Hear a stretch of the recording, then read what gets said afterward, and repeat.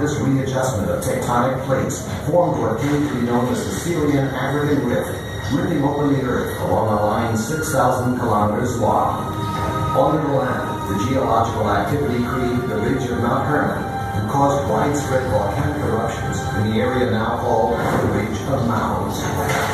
Lava spewed from the Earth's molten core, covering the entire Golan. As it cooled, the lava became the area's characteristic black basalt rock. Lava, erupting from Mount Bental and Mount Abital, poured down the mountain slopes, covering the streams that flowed from the central Golan to the Jordan River. This final dramatic event shaped the face of the region as we know it today. The Jewish people's link to the Golan began with Joshua's conquest of the land. Archaeological excavations on the Golan have uncovered the remains of 27 Mishnah and Talmud-era synagogues and some 50 Jewish communities, evidence of vibrant Jewish settlement. Particularly large and beautiful synagogues were excavated in Katzrin, El Kantir, and Gamla. Situated on a small ridge along the course of the Daliot stream, Gamla was the Golan's oldest and most important Jewish community. During the Great Revolt against the Romans from 66 to 73 CE, Gamla suffered a long and bitter siege, ending in tragedy. 4,000 of the city's soldiers and civilians refused to surrender and were killed. Another 5,000 fell to their deaths. Under Byzantine and Arab rule, the Jews of the Golan continued to prosper. But in the year 749, the earth shook.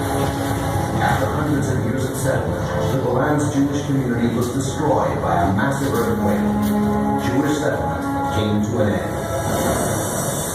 To continue the tour, please move ahead to the illuminated area.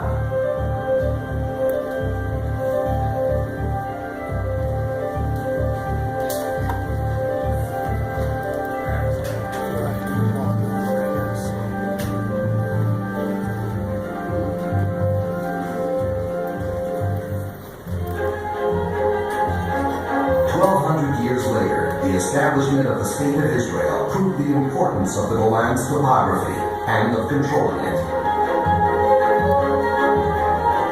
The Golan's ridge of volcanic mounds is the region's watershed. Copious rains and snows that fall to the west of it flow towards Israel. The streams of the southern Golan flow directly into the Sea of Galilee, the Kinneret. Those in the north empty into the Jordan River. The Golan Heights control about 1/3 of Israel's drinking water. This fact wasn't lost on the Syrians, who controlled the Golan until 1967. In a massive engineering project, they began building a canal to divert the waters of the Jordan River from the Golan toward the Hashemite Kingdom of Jordan. Traces of this diversionary channel are still visible in various locations. The Syrians also erected a chain of fortifications along the Golan's western cliffs overlooking the Kinneret. From there, they incessantly opened fire, making life miserable for the Israeli kibbutzim below. In 1967, the outbreak of the Six-Day War brought about a dramatic change. The Syrians began bombarding all Israeli settlements in the valley below the heights. On the 5th day of the war, the IDF launched an assault on the Golan. Some of the fiercest battles took place around the Tel Faher area in the northern salient, where the Golani Brigade led the fighting. After breaking through the fortifications in the north, Syrian resistance collapsed. Within a day and a half, the entire Golan Heights was conquered. A few days later, 1900 years after Gamla's fall to the Romans, a new Jewish settlement rose upon the Golan, Kibbutz Meron Golan.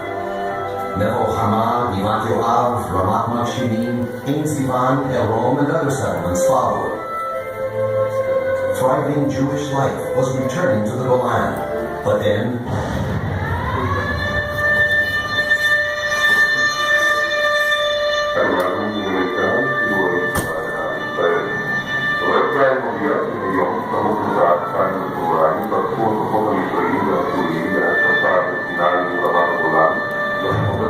Yom Kippur 1967 launched a coordinated surprise attack on the Golan. Syrian tank divisions broke through along two main axes that eased their advance.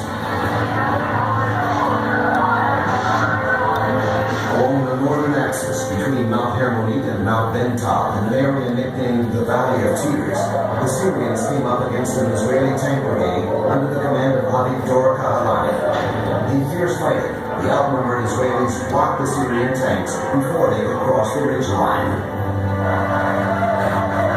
In the south, the Syrians exploited thinly arrayed Israeli forces in the gap between the Hasqa Ridge and the Kosovo-Kid Stream.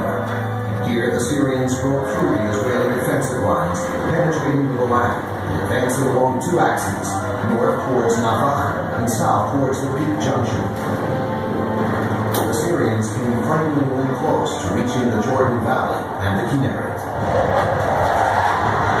With tremendous effort and courage, Israeli regular and reserve troops stepped into the breach, delaying the Syrian advance. In the south, the Israelis climbed back up the Golan and pushed the Syrians northward from El Al. After 3 days of fierce fighting, Syrian forces were driven from the Golan. Mount Hermon, taken by Syrian commandos at the outset of the war, was liberated only towards its end, after fierce fighting by the Golani Brigade. The Yom Kippur War took a heavy toll on Israel, but it clearly demonstrated the strategic importance of the Golan Heights and its ridge of protected mounds.